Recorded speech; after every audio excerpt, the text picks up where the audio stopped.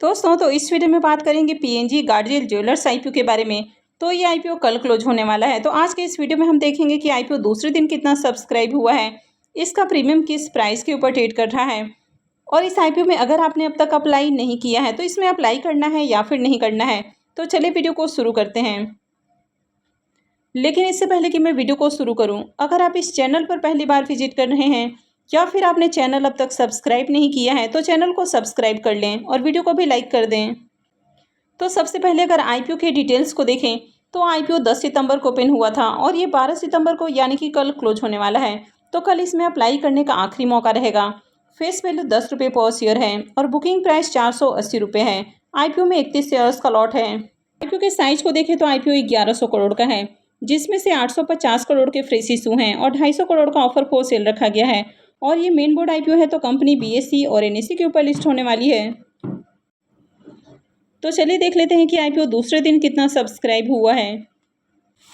तो आईपीओ के डे 2 के सब्सक्रिप्शन को देखें तो दूसरे दिन आईपीओ 7.11 टाइम सब्सक्राइब हुआ है। क्यूआईबीएस पोर्शन में आईपीओ अब तक 0.10 टाइम सब्सक्राइब हुआ है। एचएनआईएस पोर्शन में 16.09 टाइम, इसमें बिग एचएनआईएस पोर्शन 15.37 टाइम और स्मॉल एचएनआईएस पोर्शन 17.51 टाइम सब्सक्राइब हुआ है। अगर रिटेल पोर्शन को देखें तो रिटेल पोर्शन में भी आईपीओ 7.28 टाइम सब्सक्राइब हुआ है। तो आज इसमें एचएनआईएस और रिटेलर्स की ओर से बम्पर एप्लीकेशंस लग चुके हैं, यानी कि आईपीओ 1100 करोड़ का है। लेकिन इसके बावजूद भी इसमें जिस तरह से डिमांड देखने को मिल रही है तो कल भी इसमें बम्पर एप्लीकेशंस लगने वाला है। अब तक रिटेलर्स की ओर से देखें तो आईपीओ में 18,94,000 यानी कि 19 लाख के अराउंड एप्लीकेशंस लग चुका है। तो इस आईपीओ की भी मार्केट के अंदर अच्छी डिमांड देखने को मिल रही है। तो कंपनी के बिजनेस को देखें तो कंपनी ज्वेलरी बिजनेस में देखने को मिलती है। तो company gold, silver, platinum, diamond के ज्वेलरी सेल करती है। तो कंपनी का जो ब्रांड है वो पीएनजी के नाम से देखने को मिलता है। तो पीएनजी इसका मेन ब्रांड है। इसके अलावा कंपनी के कई सारे सब ब्रांड भी देखने को मिल जाते हैं, जैसे कि गोल्ड के अंदर इनका 8 सब ब्रांड है, प्लैटिनम में 2 सब ब्रांड है और डायमंड में भी 2 सब ब्रांड है। अभी इस कंपनी के पास टोटल 33 स्टोर हैं, जिसमें से 32 स्टोर महाराष्ट्र और गोवा में है और एक स्टोर इनका यूएस में ओपन किया गया है। और कंपनी आईपीओ से जो फंड रेस करने वाली है तो उसे 12 नए स्टोर ओपन करने का प्लान कर रही है। तो कंपनी अगर आगे 12 नए स्टोर ओपन करती है तो इनके बिजनेस के अंदर आपको ज़बरदस्त ग्रोथ देखने को मिलेगी। और वैसे भी कंपनी के अगर बिजनेस को देखें तो कंपनी ज्वेलरी बिजनेस में देखने को मिल रही है, और जो ज्वेलरी का बिजनेस है ये एवरग्रीन बिजनेस है। तो शादी विवाह का सीजन हो या फिर फेस्टिव सीजन हो, इंडिया में ज्वेलरी की डिमांड हमेशा ही रहती है और सीजनली इसमें और भी ज़्यादा डिमांड आ जाती है। तो बिजनेस काफ़ी अच्छा है। कंपनी के फाइनेंशियल को देखें तो कंपनी ने 3 सालों के फाइनेंशियल पेश किए हैं। तो फाइनेंशियल 22, 23 और 24 का कंप्लीट फाइनेंशियल है। कंपनी के एसेट को देखें तो एसेट के अंदर ईयर ऑन ईयर जंप देखने को मिली है। कंपनी का रेवेन्यू भी बढ़ते हुए देखने को मिला है। कंपनी के प्रॉफिट को भी देखें तो कंपनी का ईयर ऑन ईयर प्रॉफिट भी इंक्रीज हुआ है।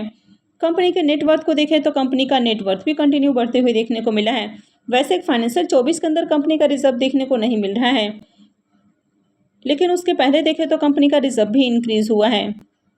और कंपनी के ऊपर बोरोइंग्स को देखें तो 396 करोड़ का कर्ज है। लेकिन कंपनी आईपीओ से जो फंड रेज करने वाली है तो उसमें से 300 करोड़ रुपए कर्ज के भुगतान के ऊपर खर्च करने वाली है। तो आगे कंपनी का कर्ज भी कम हो जाएगा। और जब किसी भी कंपनी के ऊपर कर्ज नहीं रहता है तो उनका पूरा फोकस बिजनेस के ऊपर होता है। और वैसे भी कंपनी 12 नए स्टोर ओपन करने वाली है, तो बिजनेस में आपको अच्छी ग्रोथ देखने को मिलेगी। तो कंपनी का बिजनेस अच्छा है, फाइनेंशियल भी अट्रैक्टिव है। और अगर आईपीओ की एंकर लिस्ट को देखें तो आईपीओ की एंकर लिस्ट में आपको टोटल 33 एंकर इन्वेस्टर्स आते हुए देखने को मिले हैं, यानी कि 1100 करोड़ का आईपीओ है और इसमें 33 एंकर इन्वेस्टर्स हैं। तो आईपीओ का एंकर लिस्ट अच्छा देखने को मिल रहा है। और 18 म्यूचुअल फंड्स स्कीम्स के द्वारा आईपीओ में पैसे लगाए गए हैं, यानी कि म्यूचुअल फंड्स भी इंटरेस्टेड इसमें देखने को मिल रही हैं। कंपनी के बारे में भी बात करें तो कंपनी 6,500 करोड़ की है। तो कंपनी भी थोड़ी बड़ी है, हालांकि कंपनी स्मॉल कैप साइज की कंपनी है। इसके पी मल्टीपल को देखें तो पी मल्टीपल 36.7 का है, यानी कि यहाँ पर भी आईपीओ फुल्ली प्राइस के ऊपर आते हुए देखने को मिला है।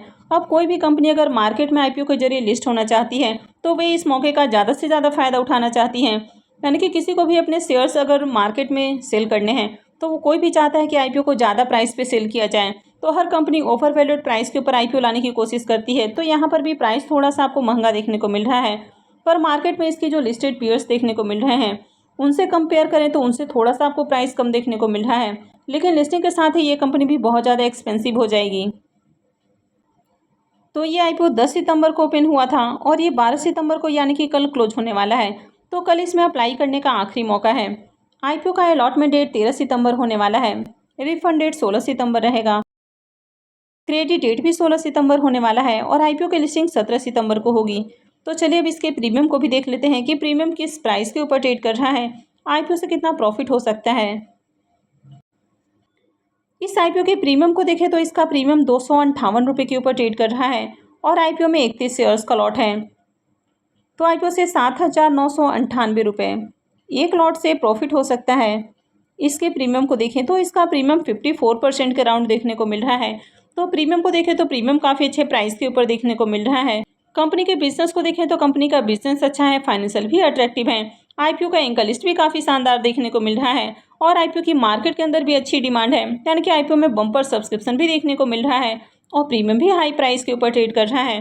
तो अगर आपने इस आईपीओ में अब तक अप्लाई नहीं किया है तो इस आईपीओ में अप्लाई किया जा सकता है। इस आईपीओ से भी बढ़िया प्रॉफिट मिलने की उम्मीद है। अब ये जिस तरह की कंपनी है तो इस तरह की कंपनियों को लॉन्ग टर्म भी होल्ड करके रखा जा सकता है, यानी कि ओवरऑल जिस तरह से आईपीओ के जरिए कंपनी अपने बिजनेस के अंदर ग्रोथ लाने का प्लान कर रही है, यानी कि 12 नए स्टोर ओपन करने वाली है और अपने कर्ज को भी पूरी तरह से खत्म करने वाली है। तो आगे कंपनी का फोकस पूरी तरह से अपने बिजनेस के ऊपर होगा।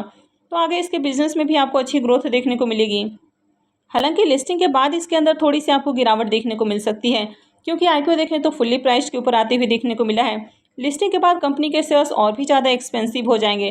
तो कोई भी कंपनी जब मार्केट में लिस्ट होती है तो जनरली वहाँ पर आपको थोड़ी प्रॉफिट बुकिंग देखने को मिलती है। तो लिस्टिंग के बाद हो सकता है कि थोड़ी बहुत यहाँ पर गिरावट देखने को मिले, लेकिन लॉन्ग टर्म में इस तरह की कंपनियाँ अच्छा रिटर्न बनाकर दे सकती हैं। तो इसमें अप्लाई किया जा सकता है, लेकिन कहीं भी अप्लाई करना है नहीं करना है ये पूरी तरह से आपका अपना डिसीजन होना चाहिए। अब आज बजाज फाइनेंस आईपीओ में लोगों को बहुत ज़्यादा प्रॉब्लम देखने को मिली, यानी कि काफ़ी सारे लोगों के टाइम पेमेंट डेट नहीं आए, तो लोग पेमेंट नहीं कर पाए, अप्लाई नहीं कर पाए हैं। तो अगर आपके साथ ऐसा प्रॉब्लम होता है तो आप नेट बैंकिंग से अप्लाई करने का प्लान करें, यानी कि एस्वा के थ्रू आप चाहें तो अप्लाई कर सकते हैं। तो इसके लिए आपको अपने अकाउंट को नेट बैंकिंग से ऐड करना होता है और उसके बाद आप काफ़ी आसानी से सभी आईपीओ में अप्लाई कर पाएंगे। जो आज इस तरह का प्रॉब्लम देखने को मिला है, आगे इस तरह की कभी भी प्रॉब्लम आपको फेस नहीं करना पड़ेगा। तो आगे भी कई सारे शेयर होल्डर कैटेगरी वाले आईपीओ आने वाले हैं, तो हो सकता है कि आगे भी आपको इस तरह का प्रॉब्लम देखने को मिले। तो अभी से आप अपना नेट बैंकिंग रेडी रखें। तो आई होप कि आपको वीडियो अच्छी लगी होगी। तो अगर आपने वीडियो को अब तक लाइक नहीं किया है तो वीडियो को लाइक कर दें और चैनल को भी सब्सक्राइब करके रखें। और वीडियो को अंत तक देखने के लिए आप सबका बहुत बहुत धन्यवाद।